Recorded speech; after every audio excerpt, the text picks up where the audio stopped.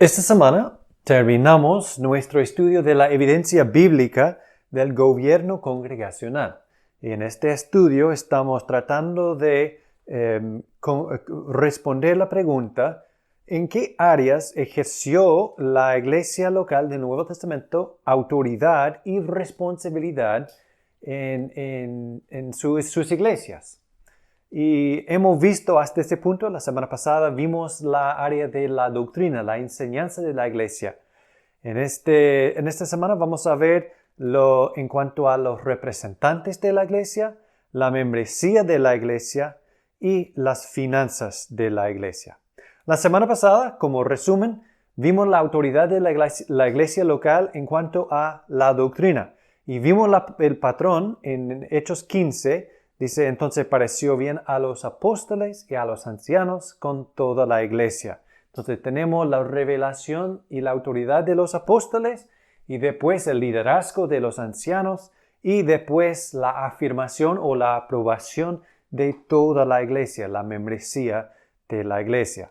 ¿Y cómo ejerció la iglesia local su autoridad? En dos maneras. En primer lugar, ellos definieron y aclararon la doctrina, la enseñanza de su iglesia. Eso fue el caso de la iglesia local en Jerusalén. Ellos definieron cuál fue su postura en cuanto a los hermanos gentiles y la ley de Moisés. Y después ofrecieron consejos doctrinales a otras iglesias en la forma de la carta que la iglesia en Jerusalén escribió a la iglesia en Antioquía. Entonces, la iglesia local tiene la autoridad y la responsabilidad de guardar su doctrina, su enseñanza. Ahora, esta semana, nosotros vamos a ver la autoridad de la iglesia local en cuanto a los representantes, en cuanto a sus representantes. ¿Cómo ejerció la iglesia local su autoridad en cuanto a sus representantes? En primer lugar, vamos a ver evidencia bíblica del Nuevo Testamento que la iglesia local envió a representantes a otras iglesias. Eso también sale del capítulo 15 del Hechos que nosotros estudiamos la semana pasada. Y vamos a ver que en Hechos 15, el versículo 2, sabemos lo que estaba pasando, el trasfondo de este capítulo, pero dice: como Pablo y Bernabé tuviesen una discusión y contienda no pequeña con ellos. ¿Y quiénes fueron ellos en este caso? Estos ellos eran los hermanos de Jerusalén que llegaron a Antioquía y a otras iglesias de Asia Menor y enseñando a los gentiles, los hermanos gentiles, que guardasen la ley de Moisés. Pablo y Bernabé estaban en oposición con ellos y dice que después de su discusión no pequeña, se dispuso que subiesen Pablo y Bernabé a Jerusalén, de donde salieron estos hermanos que estaban enseñando esta doctrina, y algunos otros de ellos a los apóstoles, a los ancianos, para tratar esta cuestión. Y la cuestión obviamente era: ¿es necesario que creyentes gentiles guarden la ley de Moisés? Entonces se dispuso que Pablo y Bernabé subiesen a Jerusalén. Y nosotros podemos hacer la pregunta: ¿por quién se dispuso que Pablo y Bernabé subieran a Jerusalén, que llegaran a Jerusalén? En el versículo después, el siguiente, el versículo 3, Pablo y Bernabé, habiendo sido, dice, encaminados por la iglesia de Antioquía. Entonces tenemos nuestra respuesta, que Pablo y Bernabé habían sido enviados como representantes de la iglesia de Antioquía. Y podemos recordar de Hechos capítulo 13 que Pablo y Bernabé fueron miembros de la iglesia de Antioquía. Ellos fueron enviados en su viaje misionero por la iglesia de Antioquía, y ahora fueron enviados como representantes de la iglesia de Antioquía.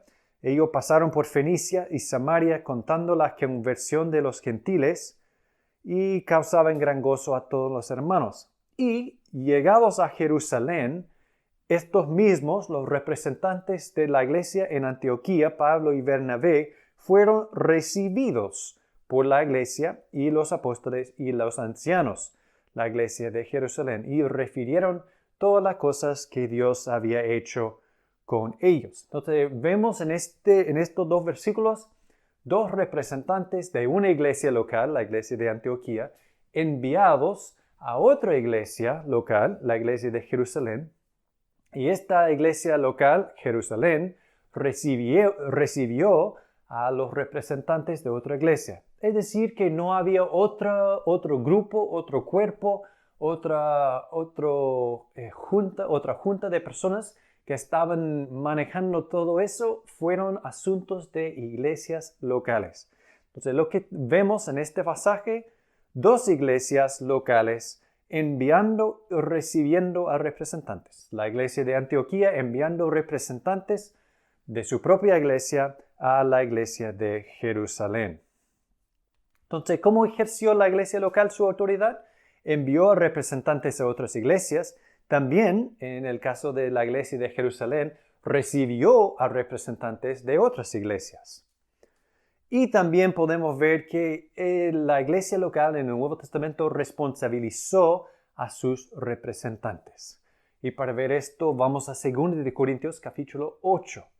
En este capítulo, 2 de Corintios 8, tenemos el asunto de la ofrenda que Pablo estaba recogiendo de las iglesias de Macedonia y Acaya para las iglesias de Judea, de Jerusalén. Y Pablo y sus compañeros, dice Pablo, enviamos juntamente con él, en este caso, en el trasfondo del contexto, es Tito, el representante, el compañero del el apóstol Pablo. Pablo dice, nosotros vamos a enviar con Tito al hermano. Y tenemos este hermano que no está nombrado, pero tenemos este relato del hermano. Y este hermano fue enviado por los apóstoles y sus representantes a la iglesia de Corinto. Y Tito y el hermano iban a llegar para recoger la ofrenda, para llevar esta ofrenda hacia Jerusalén. Entonces podemos hacer la pregunta, ¿por qué este hermano? ¿De dónde es? ¿Y por qué él está encargado con esta idea, con esta ofrenda? Entonces tenemos dos razones. En primer lugar, dice que el hermano cuya alabanza en el Evangelio se oye por todas las iglesias. Entonces, en primer lugar, aunque no sabemos su nombre, sabemos que este hermano tenía una buena fama en el Evangelio dentro de las iglesias de la región, que ellos conocieron a su carácter, que ellos conocieron su amor para el Señor Jesucristo, también para la iglesia, para el Evangelio, para ver el Evangelio, que el Evangelio avanzara.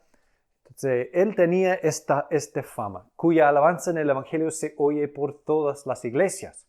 Y en segundo lugar, respondiendo a la pregunta, ¿por qué este hermano?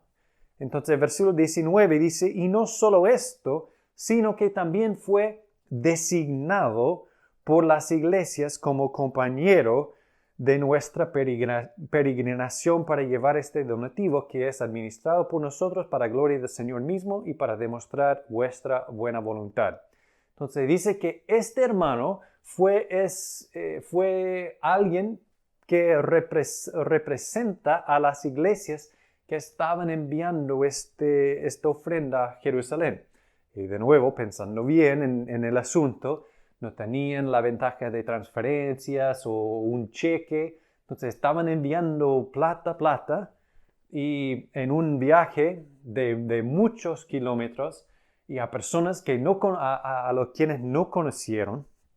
Entonces, para asegurar su ofrenda y la administración de su ofrenda, las iglesias habían elegido a un hombre de buen carácter y ellos encargaron a este hermano para acompañar la ofrenda a Jerusalén. Él fue designado por las iglesias. Entonces fue elegido y responsabilizado con esta tarea. Entonces, ¿cómo ejerció la iglesia local su autoridad? enviando a representantes, recibiendo representantes y también responsabilizando a sus representantes. Y si nosotros pensamos bien en todo lo que está pasando en la iglesia local en el Nuevo Testamento, obviamente eso también quiere decir que la iglesia local en el Nuevo Testamento eligió a sus representantes. Y para ver la evidencia bíblica de esto, vamos a Hechos capítulo 6, muy temprano en la historia de la iglesia. Tenemos el relato de lo que yo creo que son los primeros diáconos en la iglesia en Jerusalén.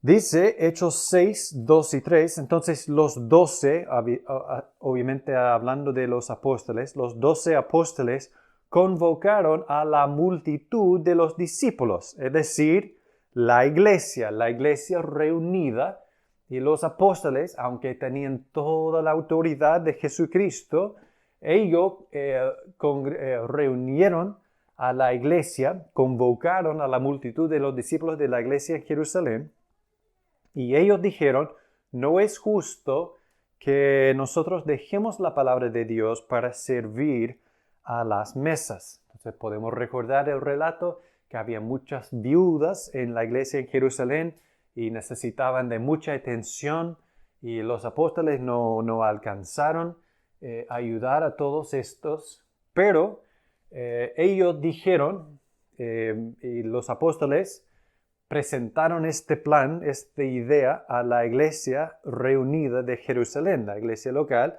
y dijeron, versículo 3, buscad pues. Entonces, cuando dicen buscad o busquen, ¿a quiénes hablan? Hablan a la iglesia reunida. Entonces, ¿quién deben buscar? ¿Los apóstoles? No, la iglesia. Entonces, la iglesia local, la membresía, la iglesia local tenía la autoridad y la responsabilidad de buscar, pues, hermanos, dice, de entre vosotros a 7 varones de buen testimonio, llenos del Espíritu Santo y de sabiduría, a quienes encarguemos de este trabajo. Entonces, la idea de los apóstoles es que necesitamos representantes, otra persona para continuar este buen trabajo, pero dicen que nosotros no vamos a escoger o elegir a los representantes, es para la iglesia. Busquen entonces, hermanos, de entre vosotros. ¿Y de dónde deben buscar a estos 7 varones? Dice, de entre vosotros. Es decir, que dentro de la congregación, dice, a la congregación, ustedes deben elegir de entre ustedes mismos a alguien, a algunas personas, a algunos hermanos, para servir en esta área. Entonces vemos 7 varones de buen testimonio, lo que son los primeros diáconos. Ellos eran elegidos por la iglesia, eran elegidos dentro de la iglesia para servir a la iglesia. De nuevo, apóstoles con toda la autoridad de Jesucristo, ellos dijeron a la iglesia, ustedes busquen de entre ustedes 7 a 7 varones, elegidos por la iglesia, de la iglesia, para servir a la iglesia. Entonces, la iglesia local en el Nuevo Testamento ejerció su autoridad enviando a representantes, recibiendo a otros representantes, responsabilizando a sus representantes y también directamente eligiendo a sus propios representantes. La iglesia local entonces tiene la autoridad, también la responsabilidad de elegir a sus representantes. Para nosotros, entonces, ¿cuál es nuestra responsabilidad? Si nosotros tenemos la autoridad, entonces también esta autoridad conlleva una responsabilidad que corresponde. En primer lugar, creo que debemos vigilar las vidas de nuestros hermanos para conocer su carácter. Pensando en Hechos 6, cuando los apóstoles dijeron a la iglesia, busquen de entre ustedes a 7 varones de buen carácter. ¿Y cómo podía la iglesia escoger o elegir a 7 varones de buen carácter? Es porque ellos conocieron el carácter de sus hermanos. Y nosotros también debemos vigilar y conocer el carácter de nuestros hermanos.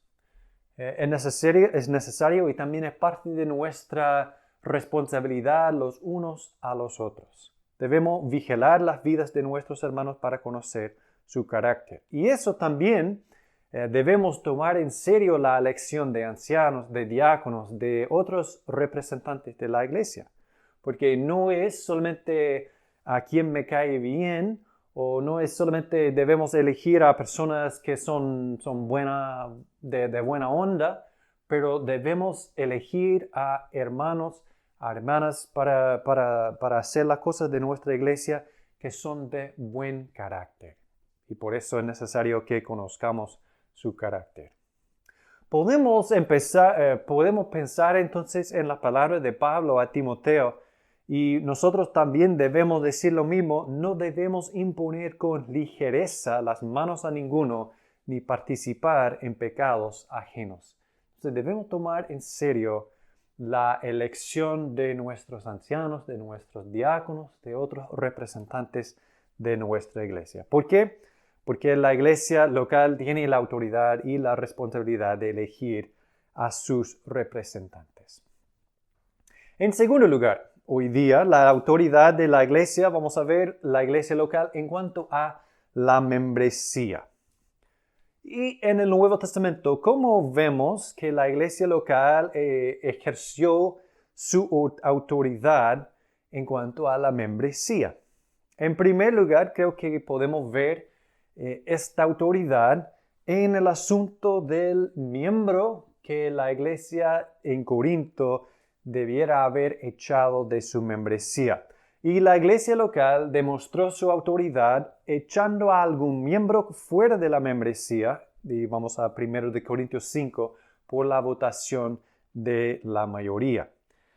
Entonces, mira lo que dice Pablo, 1 Corintios 5, podemos recordar de nuestro estudio de 1 Corintios, que en el capítulo 5, había un miembro de la iglesia que estaba conviviendo con su madrastra en pecado abierto y no quería arrepentirse, no quería dejar de su pecado y la iglesia quería pasar por alto de este pecado. Y Pablo dice a la iglesia en Corinto, y vosotros estáis envanecidos. En vez de estar envanecidos, dice Pablo, ¿no debierais más bien haberos lamentado para que fuese quitado de en medio de vosotros el que cometió tal acción? En vez de jactarse de su apertura y su tolerancia en la iglesia, Pablo dice que sería mejor si fuese quitado de en medio de vosotros el que cometió tal acción. Pensando en esa idea de quitar a este miembro de entre vosotros, de en medio de vosotros, es decir, que quitarle de la membresía. No está hablando de físicamente quitándole de su congregación, pero está hablando de quitar el reconocimiento de este hombre como hermano. Y vemos la misma frase en el versículo 13. Al final de este capítulo, Pablo dice, porque a los que están fuera de la iglesia, de la membresía, Dios juzgará. Dice, entonces, quitad pues a ese perverso de entre vosotros. Entonces, Pablo da el mandamiento basado en la autoridad de la iglesia local en cuanto a su membresía, que ustedes han reconocido a este hombre como hermano y recibieron a él en la membresía, pero ahora es evidente que no está viviendo según la Biblia. Entonces nosotros podemos decir que, bueno, ¿qué debemos hacer? Entonces debemos quitar este reconocimiento y decir que debemos quitar de en medio de vosotros el que cometió tal acción. Entonces, ¿qué está pasando? Bueno, es la evidencia de una disciplina bíblica de la iglesia local. Ellos estaban excomunicando a un miembro que estaba viviendo en pecado sin arrepentimiento. Y también vemos evidencia de eso en 2 de Corintios 2, 6 y 7. En el versículo 6 vemos la evidencia de lo que había pasado.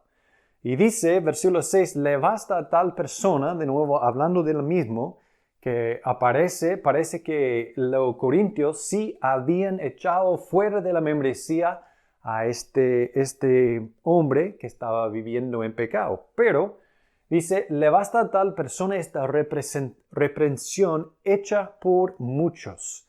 Entonces, vamos a ver, por muchos, cuando dice por muchos, ¿quién fue responsable? ¿Quién fue responsable por esta decisión de quitar de entre ellos a este hombre? Entonces dice que la decisión fue tomada por muchos, o se puede traducir por la mayoría.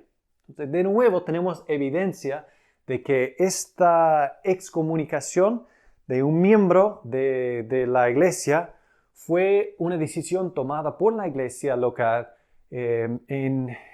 una decisión tomada por la mayoría. Dice, entonces, eso es lo que había pasado, que la iglesia eligieron por mayoría echar fuera de su membresía a este hombre. Y parece que este hombre, después de recibir esta excomunicación, que él se arrepintió. Y ahora, versículo 7 dice Pablo, así que al contrario, vosotros, de nuevo, hablando de la iglesia en Corinto, vosotros más bien debéis perdonarle y consolarle para que no sea consumido de demasiada tristeza. Es decir, que fue la iglesia local que expulsaron de la membresía a este hombre y ahora después de su arrepentimiento, la iglesia también tiene la autoridad y la responsabilidad de restaurar al mismo hombre. Entonces, podemos ver que la iglesia echó a algún miembro fuera de la membresía por la votación de la mayoría y después restauró al mismo miembro cuando demostró el arrepentimiento. También podemos ver evidencia que la iglesia tiene la autoridad de juzgar las disputas entre miembros. 1 Corintios 6, podemos ver que Pablo está hablando a la iglesia en Corinto y dice, ¿osa alguno de vosotros, obviamente la iglesia en Corinto, cuando tiene algo contra otro, ir a juicio delante de los injustos y no delante de los santos? Y podemos recordar que en la iglesia de Corinto habían argumentos, disputas, y ellos estaban yendo a los tribunales de Corinto para resolver sus dificultades. Y Pablo dice, cuando tiene algo contra otro, ir a juicio delante de los injustos y no delante de los santos. Y Pablo dice, ¿por qué? ¿Por qué no van a la membresía, a la iglesia local, delante de los santos para resolver sus dudas, sus dificultades? Dice Pablo, versículo 5, para avergonzaros lo digo. Dice que es una vergüenza que en su iglesia, la iglesia no está resolviendo las disputas entre miembros. En vez de eso, los hermanos están yendo a los tribunales de la ciudad de Corinto. Es una vergüenza. Pues que no hay entre vosotros sabio ni aun uno que pueda juzgar entre sus hermanos, sino que el hermano con el hermano pleita en juicio, y esto ante los incrédulos. Es decir, Pablo, que la iglesia misma debe juzgar entre los miembros. Tiene la autoridad de juzgar entre sus miembros. En un tribunal de la iglesia podemos decir que dos miembros que están en desacuerdo el uno con el otro, entonces la iglesia tiene la autoridad de juzgar entre sus miembros. En todo momento podemos ver que la iglesia local tiene la autoridad y la responsabilidad de tratar con su membresía. Pensando en esta autoridad que nosotros tenemos como iglesia local, entonces, ¿cuál es nuestra responsabilidad que corresponde? En primer lugar, debemos tomar en serio la membresía de la iglesia local. La membresía de la iglesia local no es un club, no es ser un socio, la membresía es un reconocimiento de que una persona sea un hermano en Cristo, que esa persona sea creyente. Entonces, nosotros debemos tomar en serio la membresía de la iglesia local, debemos guardar la membresía, debemos tomar en serio esta membresía de la iglesia local.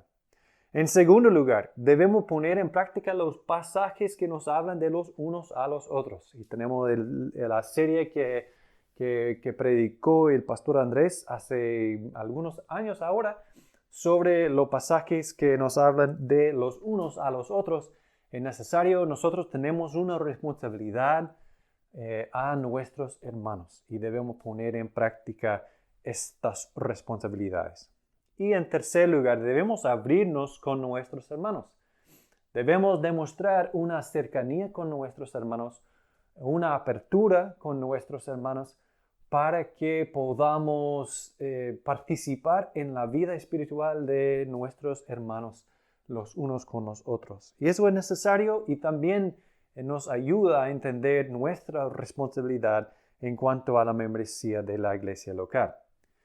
Podemos escuchar las palabras del apóstol Pedro cuando él dice que debemos ser todos sumisos unos a otros, revestidos de humildad, porque Dios resiste a los soberbios y da gracia a los humildes. Nosotros tenemos la responsabilidad de cuidar de nuestros hermanos, de los otros miembros de nuestra iglesia, y todo eso con una actitud de sumisión unos a otros, una actitud de humildad, porque Dios resiste a los soberbios y da gracia a los humildes. La iglesia local, entonces, podemos ver la evidencia bíblica que tiene la autoridad y la responsabilidad de tratar con su membresía. Y por fin tenemos esta área, la autoridad de la iglesia local en cuanto a las finanzas. ¿Y cómo ejerció la iglesia local su autoridad en el Nuevo Testamento? Podemos ver la evidencia que la iglesia local en el Nuevo Testamento determinó cómo manejar sus propios asuntos económicos en 2 Corintios 9. De nuevo, de estos dos capítulos, 2 Corintios 8 y 9, tienen que ver con esta ofrenda que Pablo y sus compañeros estaban recogiendo para los hermanos en Judea. Y nosotros podemos ver que Pablo, hablando a la iglesia en Corinto de esta ofrenda, dice: por tanto, yo, Pablo, tuve por necesario exhortar a los hermanos que fuesen primero a vosotros y preparasen primero vuestra generosidad antes prometida, para que esté lista como de generosidad y no como exigencia nuestra. Pablo dice: yo voy a enviar a mis representantes a ustedes para que puedan preparar la ofrenda, para que no sea que nosotros llegamos con expectativas, hay una presión, hay una exigencia. Pablo dice que la ofrenda de la iglesia tiene la libertad de dar, de ofrendar como quiere.